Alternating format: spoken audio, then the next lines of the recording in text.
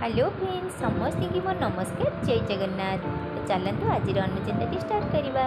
गाई उपरे हाथ रखी कही दिंतु यही गोटे कथा जीवन में सबकि मिल और समस्त मनस्कामना निश्चय पूर्ण हो। भिडटी को शेष पर्यंत देखते। गाधेवा पर ओदा कपड़ा गाधुआ आखिर रखा उचित नुहे। यह अशुभ होता है और जीवन में सम्मान हानि होबार संभावना देखा जाए।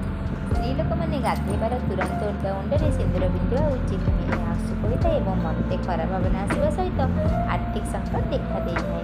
ठाकुर घरे ठाकुर मूर्ति कि फटो एपरी रखा उचित जेपरी गोटे ठाकुर दृष्टि अन्य ठाकुर उपर न पड़े। यह अशुभ होता है। ठाकुर घर केवे भी ठाकुर मुह गोड़ाई रखा उचित नुहे। यह ठाकुर घर आड़क गोड़ कर शोवा उचित नुहे। यह अमंगलकारी होता है।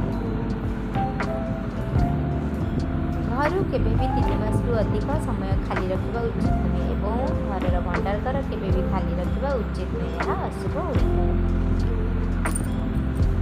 जदि घर कौन कार्य समस्त परिवार जाऊँ तेज ठाकुर घर केवे भी ताला पकई उचित नुहे। यह अशुभ होता है।